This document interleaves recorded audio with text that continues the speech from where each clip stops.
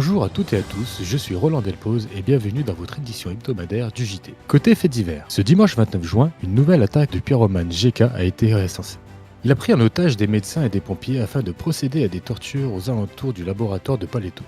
Les forces spéciales sont intervenues rapidement et ont permis la libération de tout le monde, ainsi que Mélicop et Alan Mirouge, portés disparus depuis le vendredi 13. Cependant, nous déplorons la mort de Molly Galway dans le cadre de ses fonctions. Le Weasel News présente ses plus sincères condoléances à sa famille ainsi qu'aux pompiers. Toutefois, une seconde attaque a été déclarée ce lundi 7 juillet à la mine de David Karts. Plusieurs explosions ont retenti, blessant au passage plusieurs agents de la police, des pompiers et des médecins présents sur place, provoquant plusieurs éboulements, forçant les pompiers à creuser pour atteindre les flammes à l'intérieur et dévoiler une scène sanglante, digne d'un film d'horreur. Deux jugements d'une grande importance ont eu lieu.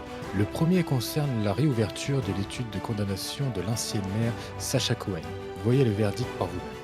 Madame Cohen, le 14 novembre 2024, vous aviez été condamnée pour les faits extrêmement graves. Des charges lourdes pesaient contre vous. Complicité de torture, de séquestration, de prise d'otage, atteinte aux intérêts fondamentaux de la nation, faux témoignages, destruction de preuves, abus de pouvoir. Vous avez été jugée condamnée à la réclusion criminelle à perpétuité, contrainte d'indemniser des victimes et publiquement désignées coupables. Mais aujourd'hui, après un réexamen complet du dossier, l'audition de nouveaux témoins et l'analyse rigoureuse des éléments portés à notre connaissance, la Cour ne peut plus maintenir ces accusations contre vous. Il est apparu clairement que des preuves ont été falsifiées, que des témoignages ont été manipulés et que vos droits n'ont pas été pleinement respectés lors de la première instruction. En conséquence, vous êtes aujourd'hui reconnu non coupable de l'ensemble des faits pour lesquels vous étiez poursuivi. Cette décision n'efface pas les mois ni les années que vous avez traversées, elle ne rendra pas ce que l'on vous a pris, mais elle affirme une chose, vous avez été accusé à tort, et la justice aujourd'hui vous rétablit dans vos droits. À ce titre, l'État vous versera une indemnisation de 100 000 dollars en reconnaissance du préjudice subi.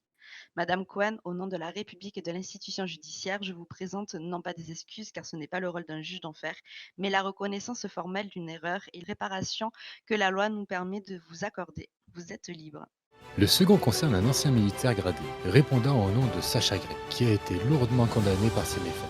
Monsieur Gray Sacha, pour les faits initialement retenus contre vous, à savoir trahison, complicité de meurtre sur représentant de l'État et abus de fonction, la Cour vous reconnaît finalement coupable de trahison, de complicité de meurtre sur 5 représentants de l'État, ainsi que d'abus de fonction. En conséquence, la Cour prononce à votre encontre les peines suivantes. La déchéance militaire totale, impliquant la perte immédiate et définitive de tout grade, fonction, décoration, privilège et honneur que vous avez pu recevoir au cours de votre carrière. Votre radiation définitive des cadres de l'armée. Une peine de réclusion criminelle à perpétuité à exécuter dans un quartier de haute sécurité sans possibilité d'aménagement ou de réduction de peine. Une interdiction absolue de toute visite extérieure à exception de votre avocat qui sera le seul et uniquement le seul habilité à vous rencontrer. Le paiement d'une amende d'un montant de 50 millions de dollars. Conformément, Monsieur Gray Sacha, aux principes fondamentaux du droit, l'affaire pourra être réouverte si de nouveaux éléments crédibles et substantiels venaient à être présentés devant la justice. Messieurs, dames, la justice ayant été rendue, au nom du peuple des États-Unis d'Amérique, je lève cette audience. Le grand marché annuel a eu lieu vendredi dernier à l'aérodrome de Cailloux. Pratiquement toutes les entreprises de Sant-Andreas furent présentes et ont pu profiter d'une ambiance aussi festive que lucrative.